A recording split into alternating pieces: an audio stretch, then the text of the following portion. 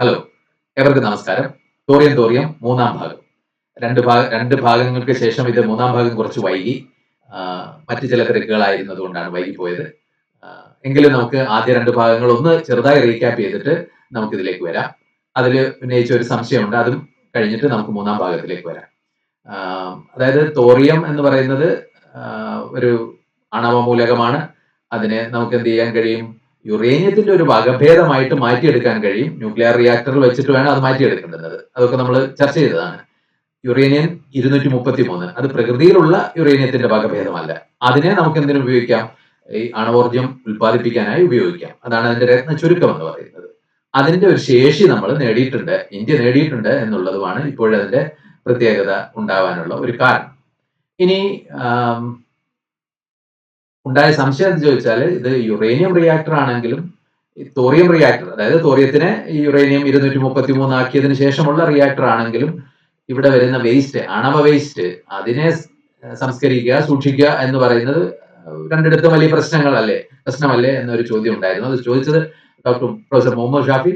സാറിന് ഇത് അറിയാത്താണെന്ന് ഞാൻ കരുതുന്നില്ല, എങ്കിലും സാർ വളരെ കൃത്യമായ ഒരു സംശയം ഉന്നയിക്കുകയാണ് ഉണ്ടായത്.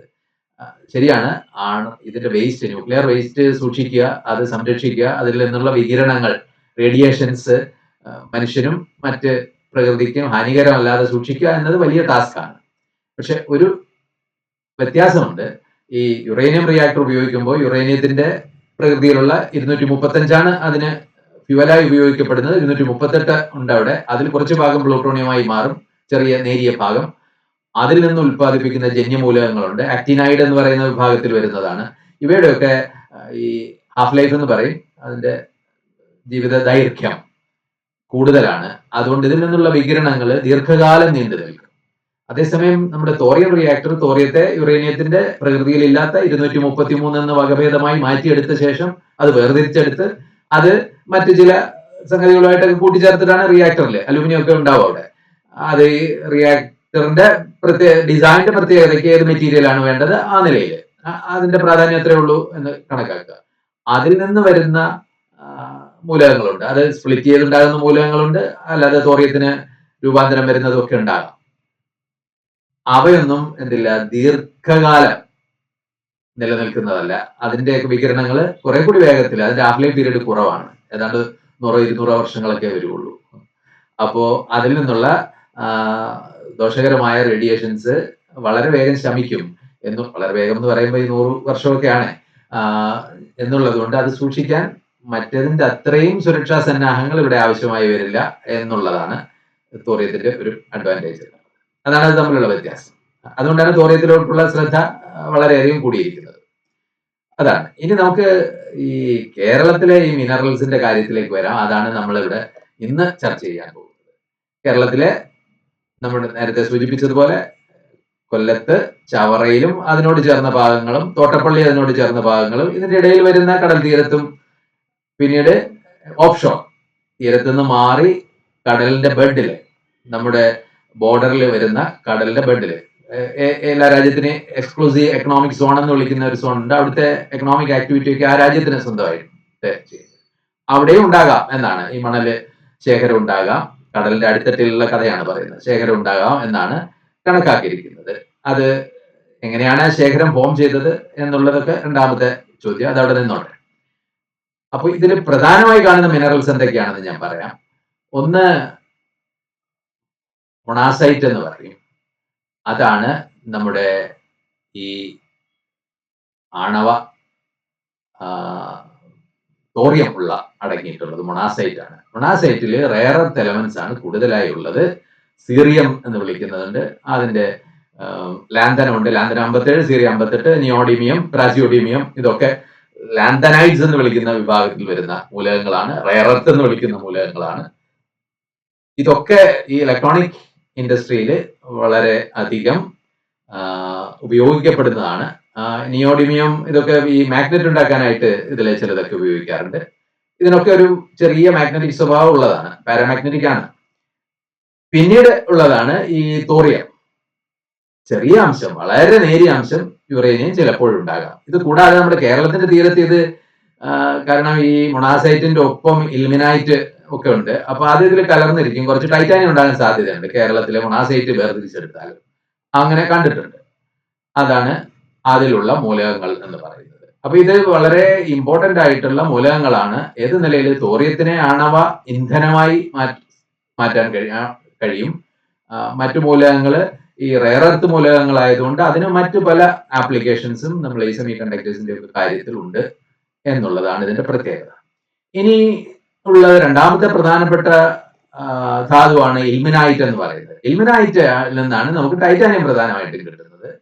അത് ഇരുമ്പിന്റെ ഓക്സൈഡിന്റെയും ടൈറ്റാനിയം ഓക്സൈഡിന്റെയും ഒരു കൂടിച്ചേർന്ന രൂപമാണ്. FeTiO3 എന്നാണ് അതിന്റെ ഫോർമുല ഒക്കെ പറയുന്നത്. FeO എന്ന് പറയുന്ന ഫെറസ് ഓക്സൈഡും TiO2 എന്ന് പറയുന്ന ടൈറ്റാനിയം ഓക്സൈഡും ചേർന്നാണ്. ടൈറ്റാനിയം ഓക്സൈഡിന്റെ അളവ് ഏതാണ്ട് 52-53% വരും. ബാക്കി 47% അല്പം അധികം എന്തുണ്ടാവും? അയണിന്റെ ഓക്സൈഡ് ഉണ്ടാവും. ഇതാണ് ഇൽമിനൈറ്റ്. ഇൽമിനൈറ്റിൽ നിന്ന് നമുക്ക് വേണമെങ്കിൽ എന്തൊക്കെ വേർതിരിച്ചെടുക്കാം? ടൈറ്റാനിയവും അയണും വേർതിരിച്ചെടുക്കാവുന്ന ഒരു സംഗതിയാണ്. മറ്റു ചില മിനറൽസ് കൂടിയുണ്ട്. സിർക്കോൺ എന്ന് വിളിക്കുന്ന ഒരു മിനറൽ, സിർക്കോണിയം എന്ന് വിളിക്കുന്ന ഒരു റെയർ എർത്ത് എലമെന്റ് ആണ്. അത് സിർക്കോണിൽ നിന്ന് അത് വേർതിരിച്ചെടുക്കാം. അതിന് ഒരുപാട് ആപ്ലിക്കേഷൻസ് ഉള്ളതാണ്. ഞാനിപ്പോ അതിലേക്ക് കടക്കുന്നില്ല. പ്രധാനപ്പെട്ട 3 സംഗതി ഇത് മൂന്നുമാണ് ഇവിടെ ഉള്ളത്. ഇനി ഇതിന്റെ മൈൻ ചെയ്യാൻ ആർക്കാണ് അവകാശം? മൈനിങ് റൈറ്റ് എന്തൊക്കെയാണ് എന്നുള്ളതാണ്. അപ്പോ ആ മൈനിങ് റൈറ്റ്സ് നിയമങ്ങളൊക്കെ വരുന്നതിന് മുമ്പ് വളരെയധികം നിയമങ്ങളും നൂലാമാലകളും പലപ്പോഴായി ഭേദഗതി ചെയ്യപ്പെട്ട പല നിയമങ്ങൾ അടിസ്ഥാനമാക്കിയാണ് ഇതിന്റെ മൈനിങ് ഒക്കെ നടക്കേണ്ടത്.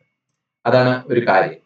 ഇനി ഇതിൽ പ്രധാനമായി ഏർപ്പെട്ടിരിക്കുന്ന ഏജൻസീസ്, ഇവിടുത്തെ മൈനിങ്ങിൽ ഏർപ്പെട്ടിരിക്കുന്നത് കേരള മിനറൽസ് ആൻഡ് മെറ്റൽസ് എന്ന് വിളിക്കുന്ന കേരള സർക്കാർ സ്ഥാപനം ആണ് ഒന്ന്. 2, ഇന്ത്യൻ റെയർ എർത്ത് ലിമിറ്റഡ് എന്ന കേന്ദ്ര സർക്കാർ സ്ഥാപനമാണ്. അത് അറ്റോമിക് എനർജി ഡിപ്പാർട്ട്മെന്റുമായിട്ട് ചേർന്ന് പ്രവർത്തിക്കുന്ന ഒരു കമ്പനിയാണ്. കേന്ദ്ര ഗവൺമെന്റ് ഓൺ ചെയ്യുന്ന കമ്പനിയാണ്. IREL എന്ന് വിളിക്കുന്നത്. പിന്നീടാണ് ഈ CMRL എന്ന് വിളിക്കുന്ന ഒരു സ്വകാര്യ കമ്പനി, അവരുടെ ഒരു KMREL എന്ന് വിളിക്കുന്ന അവരുടെ ഒരു സബ്സിഡിയറി കമ്പനി എന്ന് വിളിക്കുക. ആ സബ്സിഡിയറി കമ്പനിയിൽ നമ്മുടെ KSIDC എന്ന് പറയുന്ന ഇൻഡസ്ട്രിയൽ ഡെവലപ്മെന്റ് കോർപ്പറേഷന് ഷെയർ ഉള്ള ഒരു കമ്പനി KMREL. ഈ 3 കമ്പനികളാണ്. ഇനി ഇവരുടെയൊക്കെ പ്രവർത്തന മേഖല എന്തെന്ന് നോക്കാം. KMML ഇതിൽ നിന്ന് ഇൽമിനൈറ്റ് ആണ് അവരുടെ പ്രധാനപ്പെട്ട സംഗതി. ഇതിനെ വേർതിരിക്കുന്നുണ്ട്. ഇൽമിനൈറ്റും മൊണാസൈറ്റും സിർക്കോണും വേർതിരിക്കുന്നുണ്ട്. ഇൽമിനൈറ്റിൽ നിന്ന് അവര് ടൈറ്റാനിയം ഓക്സൈഡ് പെയിന്റിനൊക്കെ ഉപയോഗിക്കുന്ന വെളുത്ത പെയിന്റിനൊക്കെ ഉപയോഗിക്കുന്ന ടൈറ്റാനിയം ഓക്സൈഡ് വേർതിരിക്കുന്നു. കൂടാതെ ടൈറ്റാനിയം ഉൽപ്പാദിപ്പിക്കുന്നു. അതിന്റെ കെമിക്കൽ പ്രോസസ്സിലേക്കൊന്നും ഞാൻ കടക്കുന്നില്ല. ടൈറ്റാനിയം ഉൽപ്പാദിപ്പിക്കും. സ്പോഞ്ചി ടൈറ്റാനിയം ISROയ്ക്ക് വേണ്ടിയും DRDOയ്ക്ക് വേണ്ടിയും, ഡിഫൻസ് ഡെവലപ്മെന്റ് റിസർച്ച് ഓർഗനൈസേഷന് വേണ്ടിയും സ്പോഞ്ചി ടൈറ്റാനിയം ലോഹ ഉൽപ്പാദിപ്പിക്കുകയും KMML ചെയ്യുന്നുണ്ട്. അത് കൂടാതെ സിർക്കോണിൽ നിന്ന് സിർക്കോണിയം വേർതിരിച്ചെടുക്കുന്നു. ഇത്രയധികം കാര്യങ്ങൾ അവർ ചെയ്യുന്നുണ്ട് KMML.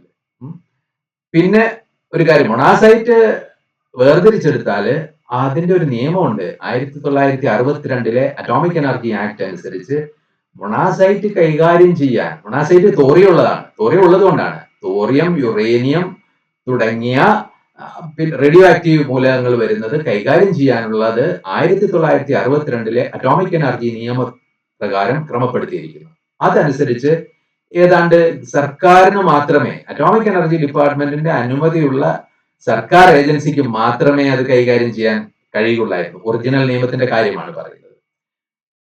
ഫലത്തിൽ അതേ കഴിയുള്ളായിരുന്നു. അതില് ക്ലോസ് ഒക്കെ വായിച്ചാൽ വേണ്ടി വന്നാൽ ഒരു ജോയിന്റ് സെക്രട്ടറി ആകാമെന്ന് നമുക്ക് തോന്നാം. പക്ഷെ ഫലത്തില് അത് ഉണ്ടായിരുന്നില്ല. അപ്പോ നമ്മുടെ KMML എന്തായിരുന്നു ആ കാര്യത്തിൽ? IREL ചെയ്യുന്നുണ്ടായിരുന്നു. KMML എന്തായിരുന്നു ആ കാലത്ത് ചെയ്തുകൊണ്ടിരുന്നതെന്ന് ചോദിച്ചാൽ, മൊണാസൈറ്റ് വേർതിരിക്കുക, അതവർ സൂക്ഷിക്കുക. അല്ലെങ്കിൽ ഈ മൊണാസൈറ്റ് എന്ത് ചെയ്യുക, ഈ എടുക്കുന്ന മണ്ണുണ്ടല്ലോ, അതിന്റെ പ്രോട്ടോകോൾ, അതിന്റെ നിയമം എന്താണെന്ന് വെച്ചാൽ, ഈ മണ്ണിൽ നിന്ന് വേർതിരിച്ചിട്ട് ഈ മണ്ണ് അവിടെ തന്നെ തിരിച്ചവിടെ നിക്ഷേപിക്കണം, മണല്. അപ്പൊ അതിന്റെ കൂട്ടത്തില് ഡീപ്പായിട്ട് ഈ മൊണാസൈറ്റ് നിക്ഷേപിക്കുകയായിരുന്നു തുടക്കത്തിൽ. ഇപ്പോൾ അറ്റോമിക് എനർജി ഡിപ്പാർട്ട്മെന്റിന്റെ അനുമതിയോടുകൂടി KMML അത് സൂക്ഷിക്കുകയാണ്. എപ്പോഴൊക്കെ IREക്ക് ആവശ്യമുണ്ടോ അപ്പോഴൊക്കെ IRELന് അത് കൈമാറുകയാണ്. അതാണ് അവർ ചെയ്യുന്നത്. ഇനി IRELലേക്ക് വരാം. IRELലേക്ക് വന്നാൽ അവർക്ക് മൊണാസൈറ്റ് മതി, അതിൽ നിന്ന് തോറിയവും മറ്റു സംഗതികളും വേർതിരിച്ചെടുക്കുകയാണ്. പിന്നെ ഈ ഇൽമിനൈറ്റ് എടുക്കുന്നുണ്ട്. ഇൽമിനൈറ്റ് എടുത്ത് അവർ ഇൽമിനൈറ്റിന്റെ കുറച്ചുകൂടി ഉയർന്ന ഒരു രൂപം, അതിൽ നിന്ന് ടൈറ്റാനിയം ഓക്സൈഡ് വേർതിരിച്ചെടുക്കുന്നതാണ് റൂട്ടൈൽ എന്ന് വിളിക്കുന്ന ഒരു രൂപം. പ്യുവർ ടൈറ്റാനിയം ഓക്സൈഡ് അല്ല, പെയിന്റ് ആയിട്ട് ഉപയോഗിക്കാൻ പറ്റുന്നതല്ല. റൂട്ടൈലാക്കുകയും ചെയ്യുന്നുണ്ട്. ഇത് അവർക്ക് ഉപയോഗമില്ല. അവർ അതിന്റെ അടുത്ത സ്റ്റെപ്പിലേക്ക് പോകുന്നില്ല. IREL ഉദ്ദേശം അതല്ല. അത് അവര് ആ ടൈറ്റാനിയം ഉപയോഗിച്ചിട്ടുള്ള അത് ഈ റൂട്ടൈൽ ഉപയോഗിക്കാൻ തയ്യാറില്ല. അപ്പൊ സെമി പ്രോസസ്ഡ് ആയിട്ടുള്ള ഇൽമനൈറ്റ് അതിൽ മണലൊക്കെ ഉണ്ടാവും. അതും ഈ ഇൽമനൈറ്റ് വേർതിരിച്ച ഇൽമനൈറ്റും ഇനി അവര് റൂട്ടൈലാക്കി ഉയർത്തിയ ഇൽമനൈറ്റും അവരത് വിൽക്കുകയാണ് ചെയ്യുന്നത്. അതിൽ ഈ സ്വകാര്യ കമ്പനിയായ CMRL-ന് IREL ആണ് അത് വിൽക്കുന്നത്. IREL നിന്നാണ് അവരത് വാങ്ങുന്നതും അവരതിനെ ഇത് ഇനി അവരെന്താ ചെയ്യുന്നത് ചോദിച്ചാൽ CMRL-ന്റെ പ്രധാന ഈ ടൈറ്റാനിയം ഓക്സൈഡ് ആ അർത്ഥത്തിൽ അവർ KMML-ആയിട്ട് കോമ്പറ്റീറ്റേഴ്സ് ആണ്. പിന്നെ അവർ അയൺ വേർതിരിച്ചെടുക്കുന്നുണ്ട്. അതിൽ നിന്ന് ഇരുമ്പിന്റെ സ്പോഞ്ചി ആണോ അങ്ങനെ ചില ഫെറിക്ലോറൈഡ് എന്ന് പറയുന്ന ഒരു ഇൻഡസ്ട്രിയൽ ആയിട്ടും ലാബൊക്കെ ഉപയോഗമുള്ള ഒരു സംഗതിയാണ്. അയണിന്റെ ക്ലോറൈഡ് രൂപത്തിലാക്കിയിട്ട് അത് അവര് മാർക്കറ്റ് ചെയ്യുന്നുണ്ട്. അതാണ് അവരുടെ ബിസിനസ്. അത് രണ്ടുമാണ് അവരുടെ പ്രധാന ആക്ടിവിറ്റീസ്. അതേ അവർക്ക് ചെയ്യാൻ കഴിയും ഈ നിയമം അനുസരിച്ച്. ഇതാണ് ഈ 3 കമ്പനികളുടെ ആക്ടിവിറ്റീസിന്റെ ഒരു രീതി. മൈനിങ്ങിനുള്ള അവകാശം എന്തേ കൊടുത്തിട്ടുള്ള KMML-നും IREL-നും ഉള്ളൂ കേരളത്തില്. അതേ നടന്നിട്ടുള്ളൂ ഇതുവരെ. അതിന് ചില ഡൈല്യൂഷൻസ് ഒക്കെ വരുത്താൻ പല ഘട്ടങ്ങളായി ശ്രമിച്ചിട്ടുണ്ട്. അത് പക്ഷെ പല കാരണങ്ങളാൽ ഇവിടെ മറ്റ് കമ്പനികൾ, സ്വകാര്യ കമ്പനികൾ ഇതുവരെ മൈനിങ്ങിൽ ഏർപ്പെട്ടിട്ടില്ല എന്നുള്ളതാണ് വസ്തുത. ഈ നിയമം 1962-ലെ അറ്റോമിക് എനർജി നിയമം, ഈ മിനറൽസ് ഒക്കെ കൈകാര്യം ചെയ്യുന്ന നിയമം, ഇത് സ്ട്രിക്റ്റ് ആയിട്ട് ഈ അറ്റോമിക് എനർജി ഡിപ്പാർട്ട്മെന്റിന്റെ മേൽനോട്ടത്തിലും കൺട്രോളിലും മാത്രം ഏതാണ്ട് പബ്ലിക് മേഖല മാത്രം ചെയ്തിരുന്നതിന് അയവ് വരുന്നത് 2000 കൂടിയാണ്. അപ്പോഴാണ് ഇതൊരു ജോയിന്റ് സെക്ടറിലാകാം എന്നുള്ള രീതിയിലുള്ള ചെറിയ ഭേദഗതികളും എക്സിക്യൂട്ടീവ് ഓർഡറുകളും ഒക്കെ വരുന്നു. അതേ തുടർന്നാണ് ഇൻഡോ-US കരാർ വരുന്നത്. ഇൻഡോ-US ആണവ കരാർ വരുന്നുണ്ട്. അതനുസരിച്ച് നമുക്ക് പുറത്തു നിന്ന് ആണവ ഉപകരണങ്ങളും യുറേനിയവും വാങ്ങാനുള്ള വകുപ്പൊക്കെ അതിലുണ്ട്. ആ ഇൻഡോ-US കരാർ വളരെ കോൺട്രവേഴ്സി ഉണ്ടാക്കിയതാണ്. ഞാൻ കോൺട്രവേഴ്സിയിലേക്ക് കടക്കുന്നില്ല. ഇൻഡോ-US കരാർ അനുസരിച്ച് പിന്നീട് എന്ത് ചെയ്തു, ഫ്രാൻസിന്റെ കയ്യിൽ നിന്നൊക്കെ സാധനങ്ങൾ വാങ്ങിയിട്ടുണ്ട്. നമ്മള് ചില റിയാക്ടറുകളൊക്കെ കൂടംകുളത്ത്, അത് US-ൽ നിന്നാണെന്ന് തോന്നുന്നു സാധനങ്ങൾ വാങ്ങിയത്. മറ്റ് ചിലയിടത്ത് ഫ്രാൻസിന്റെ കയ്യിൽ നിന്നൊക്കെ സാധനങ്ങൾ വാങ്ങി. പക്ഷെ അതിലുണ്ടായ ഏറ്റവും വലിയ കോൺട്രവേഴ്സി എന്ന് പറയുന്നത്, നമ്മൾ ഏതാണ്ട് ഈ റിയാക്ടർ പ്രവർത്തിക്കാനുള്ള ശേഷിയൊക്കെ ആർജിച്ചു കഴിഞ്ഞിട്ട് എന്തിനാണ് പുറത്തുനിന്ന് സാധനം വാങ്ങുന്നത് എന്നൊരു ചോദ്യം വന്നു. രണ്ടാമത്തെ ഒരു ചോദ്യം എന്ന് വെച്ചാൽ, ഇതിൽ ഈ സപ്ലയേഴ്സിന് ഇതൊക്കെ അറ്റോമിക് എനർജി ഡിപ്പാർട്ട്മെന്റിന്റെ നിയന്ത്രണത്തിൽ വേണം. പക്ഷെ ഇത് ഈ ഉപകരണങ്ങൾ തരുന്നതോ അല്ലെങ്കിൽ അത് പ്രവർത്തിപ്പിക്കാൻ വേണ്ട സാങ്കേതിക ഇത് തരുന്നതോ ആയ കമ്പനികൾക്ക് ഇതിന്റെ ലയബിലിറ്റിയിൽ നിന്നും മോചനം കൊടുക്കുക എന്നുള്ളതാണ്. അതായത് അപകടം ഉണ്ടായാൽ അവർ ഉത്തരവാദിയല്ല. ഇത് ആരുടെ മേൽനോട്ടത്തിലാണോ ഇവിടെ ചെയ്തത് അവരുടെ ഉത്തരവാദിത്വം തലത്തിൽ നമ്മുടെ സർക്കാരിന്റെ ഉത്തരവാദിത്വത്തിൽ ആകും എന്നുള്ള, അതാണ് ഏറ്റവും അധികം എതിർപ്പുണ്ടാക്കിയ ഒരു സംഗതി. പിന്നീട് നമ്മളൊരു കരാറിലേക്ക് ഏർപ്പെടുന്നുണ്ടെ അതിനുശേഷം ഉണ്ടാകാവുന്ന മറ്റു ചില റിപ്പർക്കഷൻസിനെ കുറിച്ചും ഉണ്ടായിരുന്നു. ഇപ്പൊ ഞാൻ അതിലേക്ക് കടക്കുന്നില്ല. 2000-ലാണ് ഇത് ഡയലൂഷൻ വരുന്നത്. അപ്പോഴാണ് 2003-ല് ഈ ഡയലൂഷന്റെ സമയത്താണ് ഇവിടെ 2003-ല് ഈ CMRL-ന്റെ സബ്സിഡിയറി കമ്പനിയായ KMREL-ന് ഇതിന് ലൈസൻസ് കൊടുക്കുന്നത്. പക്ഷെ എവിടെയാണ്? തോട്ടപ്പള്ളി പരിസര ഭാഗങ്ങളിലാണ് അതിന് ലൈസൻസ് കൊടുത്തത്. പക്ഷെ ആ ലൈസൻസ് നടപ്പിലാക്കാൻ കഴിഞ്ഞില്ല. പ്രക്ഷോഭം ഉണ്ടായി. കോടതി വ്യവഹാരങ്ങളിലേക്ക് പോയി. കോടതി വ്യവഹാരങ്ങൾ നീണ്ടുനിന്ന കോടതി വ്യവഹാരങ്ങൾ ഉണ്ടായി. ലൈസൻസ് ഒരിക്കലും പ്രാവർത്തികമായില്ല. പക്ഷെ കോടതി വ്യവഹാരത്തില് 2014-ലും 2015-ലും ഒക്കെ കോടതി ഉത്തരവ്, സുപ്രീം കോടതി അവസാനം ഈ ലൈസൻസ് നിലനിൽക്കുമെന്ന് വിധിച്ചെങ്കിലും അത് നടപ്പാക്കപ്പെട്ടില്ല. വീണ്ടും പൊളിറ്റിക്കൽ അൺട്രസ്റ്റും ഒക്കെ ഉണ്ടായതുകൊണ്ട് അത് 2015-ൽ നടപ്പാക്കപ്പെട്ടില്ല. അത് മുന്നോട്ട് പോയി. 2016-ല് ഒരു ഭേദഗതി വീണ്ടും വരുന്നു. ഈ 1962-ലെ നിയമത്തിന് കാര്യമായ ഒരു ഭേദഗതി വരുന്നു. അത് എന്ന് പറഞ്ഞാൽ കൺസെഷൻ ടു 1962 ആക്ടിലെ ഇതിന് നിയന്ത്രണം, കൺസെഷൻ എന്നാണ് ആ ഭേദഗതിയുടെ ടൈറ്റിൽ തന്നെ. പക്ഷെ നമ്മുടെ മീഡിയാസിൽ വരുന്ന അതനുസരിച്ച് ഇത് നിരോധിച്ചു എന്നാണ്, സ്വകാര്യ മേഖലയെ അവസാനിപ്പിച്ചു എന്നാണ് പറയുന്നത്. പക്ഷെ അതല്ല, ഏതൊക്കെ രീതിയിൽ കൺസെഷൻസ് കൊടുക്കുക എന്നുള്ളതാണ്. അപ്പോ അതിൽ 2 ക്ലോസ് ഉണ്ട്. അതായത് പബ്ലിക് സെക്ടർ കമ്പനിയാണ് ഇതിൽ ഏർപ്പെട്ടിരിക്കുന്നത്. അവിടെ അറ്റോമിക് മിനറൽ ഉണ്ട് എന്ന് കണ്ടു കഴിഞ്ഞാൽ ആ ഒരു പബ്ലിക് സെക്ടർ കമ്പനി ആണെങ്കിൽ അത് തുടരാം. അതിന്റെ ചില ക്ലോസ് ഒക്കെ പറയുന്നുണ്ട്. ഇനി ലീസ് കൊടുത്ത് പ്രൈവറ്റ് സെക്ടർ കമ്പനിയാണ് ചെയ്യുന്നതെങ്കിൽ ഇതിൽ അറ്റോമിക് മിനറൽ കണ്ടെത്തിയാൽ, കാരണം ഇത് കുടിക്കുമ്പോൾ ചിലപ്പോൾ അറ്റോമിക് മിനറൽ ഉണ്ടെന്ന് കൃത്യമായി അറിഞ്ഞിട്ടാവണമെന്നില്ലല്ലോ, എക്സ്പ്ലോർ ചെയ്യുകയാണല്ലോ ഓൾറെഡി ഇത്. കാരണം ഓൾറെഡി ചിലയിടത്തൊക്കെ ഇത് ഇത്തരത്തിൽ ഇതിനായി അന്വേഷണം തുടങ്ങിയതുണ്ട്. ആണെങ്കിൽ അവർക്കൊരു ലൈസൻസ് ഉണ്ടെങ്കിൽ മാത്രം, ഫുൾ ലൈസൻസിന്റെ കൺട്രോളിൽ ഉണ്ടെങ്കിൽ മാത്രമേ കണ്ടിന്യൂ ചെയ്യാൻ പാടുള്ളൂ. അപ്പോഴത് പരിപൂർണ നിരോധനം എന്ന് പറയാൻ പാടില്ല. എന്നിട്ട് ഇതിന്റെ ഈ ഒരു മിനറൽ അറ്റോമിക് മിനറൽ ആണോ എന്ന് തീരുമാനിക്കാൻ അതിന്റെ അറ്റോമിക് മിനറൽ തോറിയം ആണെങ്കിലും യുറേനിയം ആണെങ്കിലും അതൊരു നിശ്ചിത അളവ് ത്രെഷോൾഡ് വാല്യൂ എന്ന് പറയും, അതുള്ളതിനെയാണ് ക്ലാസിഫൈ ചെയ്യുന്നത്. അപ്പോൾ അതിന്റെ ഒരു തോതൊക്കെ ഉണ്ടായിരുന്നു. പക്ഷെ 2019 ഇതിനൊരു ഭേദഗതി കൂടി വന്നു. എന്താ വെച്ചാല് 0.00%, അതായത് അല്പമെങ്കിലും ഉണ്ടെങ്കിൽ, തോറിയമോ യുറേനിയമോ അല്പമെങ്കിലും ഉണ്ടെങ്കിൽ ഈ നിയമം അതിന് ബാധകമാണ്. അപ്പോ സ്വകാര്യ കമ്പനിക്ക് അതിന് തുടരണമെങ്കിൽ കടുത്ത നിയന്ത്രണത്തോടു കൂടി ഈ അറ്റോമിക് എനർജി ഡിപ്പാർട്ട്മെന്റിന്റെ അതോടുകൂടി മാത്രമേ അവർ ലൈസൻസ് കൊടുത്താൽ മാത്രമേ ജോയിന്റ് വെഞ്ചറായിട്ടോ ഒക്കെ ഇത് തുടരാൻ കഴിയൂ എന്നുള്ള നില വന്നു. 2019 ശേഷം അപ്പൊ എന്തുകൊണ്ട് ഈ KMRL കൊടുത്ത ലൈസൻസ് ഔദ്യോഗികമായി ക്യാൻസൽ ചെയ്യപ്പെട്ടിരുന്നില്ല, കോടതി വ്യവഹാരങ്ങളൊക്കെ നടന്നതിന് ശേഷം വന്നതായതുകൊണ്ട് അത് ക്യാൻസൽ ചെയ്യപ്പെടുന്ന 2023-ലാണ്. 2023-ലേക്ക് എന്ത് വരുന്നു? ശാന്തി ആക്ട് എന്ന് വിളിക്കുന്ന ഇതിൽ കൂടുതൽ ഇളവുകൾ കൽപ്പിച്ചുകൊണ്ടുള്ള അറ്റോമിക് എനർജി ഉൽപ്പാദിപ്പിക്കാൻ പുറത്തു നിന്ന് ഈ ഇതിന്റെ സാധനങ്ങളും യുറേനിയവും ഒക്കെ വാങ്ങാനും ഒക്കെ ജോയിന്റ് വെഞ്ചേഴ്സും ഒക്കെ അനുവദിക്കുന്ന തരത്തിലുള്ള ഒരു നിയമം നിലവിൽ വന്നിട്ടുണ്ട്. മൈനിങ് പക്ഷേ ഇപ്പോഴും ഇത് ഈ അറ്റോമിക് എനർജി ഡിപ്പാർട്ട്മെന്റിന്റെ വലിയ നിയന്ത്രണത്തിലെ ചെയ്യാൻ കഴിയൂ. സ്വകാര്യ മേഖലയ്ക്ക് ചെയ്യാൻ ഇപ്പോഴും ഈ നിയമത്തില് ചില പഴുതുകൾ ഉണ്ടെന്നേ ഉള്ളൂ.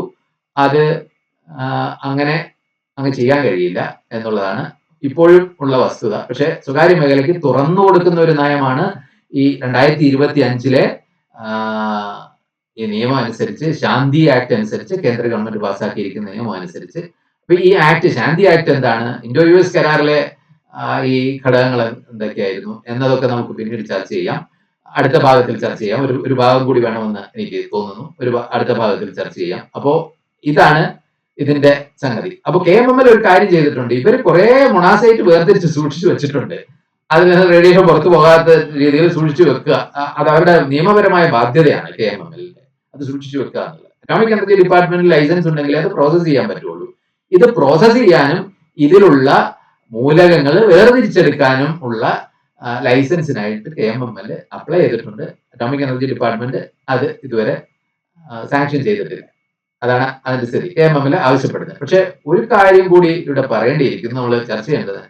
ശാന്തി ആക്ട് ഒക്കെ വന്നപ്പോ ഏതാണ്ട് ഇതിന്റെ തീരുമാനത്തിന്റെ ഇത് കുത്തക കേന്ദ്ര സർക്കാരിന് തന്നെയാണ്, കേന്ദ്ര സർക്കാർ ഏജൻസിക്ക് തന്നെയാണ്. കേന്ദ്ര സർക്കാരിന് വേണമെങ്കിൽ അത് അവരുടെ സ്ട്രിക്ട് ലൈസൻസിൽ മറ്റുള്ളവർക്ക് കൊടുക്കാം. അതായത് സംസ്ഥാന സർക്കാരിന് ഇതിന് മേലുള്ള അറ്റോമിക് മിനറൽസിന് മേലുള്ള അധികാരങ്ങളെ, അവകാശങ്ങളെ ഡയല്യൂട്ട് ചെയ്തിരിക്കുന്നു. അല്ലെങ്കിൽ അത് ഏതാണ്ട് നമുക്കത് അവകാശപ്പെടാൻ എത്രത്തോളം കഴിയുമെന്നുള്ളത് കേന്ദ്ര നിയമത്തിനായിരിക്കും, കേന്ദ്രത്തിന്റെ തീരുമാനത്തിനായിരിക്കും പ്രാമുഖ്യം എന്നുള്ളത് ഈ പുതിയ നിയമം അനുസരിച്ച് വന്നിട്ടുണ്ട് എന്നതും നമ്മൾ കാണേണ്ട ഒരു കാര്യമാണ്. അതാണ് ആ ശാന്തി ആക്ടിലെ മറ്റ് ക്ലോസുകളൊക്കെ നമുക്ക് പിന്നീട് ഒന്നുകൂടി പരിശോധിക്കാം. ഇതാണ് ഇതിന്റെ സ്ഥിതി. നമ്മൾ ഈ ഉണ്ടാകുന്ന കോൺട്രവേഴ്സീസ് ഒക്കെ ഈ 2016-19 കുറിച്ചും പറയുന്നത് സ്വകാര്യ മേഖല നിരോധിച്ചു എന്നാണ്. പക്ഷെ അതിൽ പറയുന്നത് എന്താണ്, ആക്ടിന്റെ തലപ്പത്ത് തന്നെ കൺസെഷൻ, ഏതൊക്കെ ഘട്ടങ്ങളിൽ നിന്ന് കൺസെഷൻസ് കൊടുക്കാം എന്നുള്ളതാണ് ആ നിയമ ഭേദഗതിയുടെ അർത്ഥം. പക്ഷെ നമ്മൾ ഈ ടിവിയിൽ കേൾക്കുന്ന അതാണ്. ഇതാണ് ഈ കേരളത്തിന്റെ ഒരു സ്ഥിതി. അപ്പൊ ഈ തോറിയം, അപ്പൊ ഇതിനകത്തെ അവകാശത്തെ കുറിച്ചുള്ള സംഗതി ഇതാണ്. അറ്റോമിക് മിനറൽസ് എന്ന് പറയുന്നത് അത് പൊതുവായ ഒരു ഓണർഷിപ്പിലുള്ളതാണ്. അപ്പൊ ആ ഗവൺമെന്റിനാണ് ആയിരിക്കണം അതിന്റെ ഓണർഷിപ്പ് എന്നുള്ളതാണ് ഒരു ഇത്. അപ്പൊ അത് സ്വകാര്യ മേഖലയെ അതിൽ ഉപയോഗിക്കാവൂ. എല്ലാ ഖനിജങ്ങളെ കുറിച്ചുള്ള സംഗതി അതാണ്, അത് പൊതു ഓണർഷിപ്പിൽ വരേണ്ടതാണ്. 2, ഈ പ്രാദേശിക ഗവൺമെന്റ്, ഇപ്പൊ സ്റ്റേറ്റ് ഗവൺമെന്റിന് അതിലൊരു അവകാശം ഉണ്ടാകാം, മിനറൽസിന്റെ മേലുള്ള അവകാശം ഉണ്ടാകാമോ എന്നുള്ളത്, അത് എത്രത്തോളം ആകാം എന്നുള്ളത് രണ്ടാമത്തെ ക്വസ്റ്റ്യൻ. മൂന്നാമത്തെ ചോദ്യം, ഈ മൈനിങ് കൊണ്ട് അഫക്റ്റ് ചെയ്യപ്പെടുന്ന ഏത് പ്രദേശത്താണോ അവിടെ അധിവസിക്കുന്ന പ്രത്യേകിച്ച് ട്രൈബൽ ആയിട്ടുള്ള ആൾക്കാരാണെങ്കിൽ, അല്ലെങ്കിൽ ഈ മുക്കുവരെ പോലുള്ള മനുഷ്യരാണെങ്കിൽ ഒക്കെ അവരുടെ ലൈവ്ലിഹുഡ് അതുമായിട്ട് ബന്ധപ്പെട്ടതായിരിക്കും. അപ്പൊ ഇതെങ്ങനെ ബാധിക്കുന്നു, അതുകൊണ്ട് അവരുടെ അവകാശങ്ങൾ സംരക്ഷിക്കപ്പെടുന്നുണ്ടോ, അപ്പോ പരിസ്ഥിതി ഒക്കെ വരും. ഇതൊക്കെയായിട്ട് ബന്ധപ്പെട്ട് കിടക്കുന്ന വിഷയമാണ്. അപ്പൊ നമുക്ക് അത്തരം കാര്യങ്ങളെ കുറിച്ച് പിന്നീട് ചർച്ചയാകാമെന്ന് കരുതുന്നു. ഇപ്പോഴത്തെ നിലയിൽ ഇവിടെ ഒരു സ്വകാര്യ ഏജൻസി ഇതുവരെ ഖനനം ചെയ്യാൻ കഴിഞ്ഞിട്ടില്ല.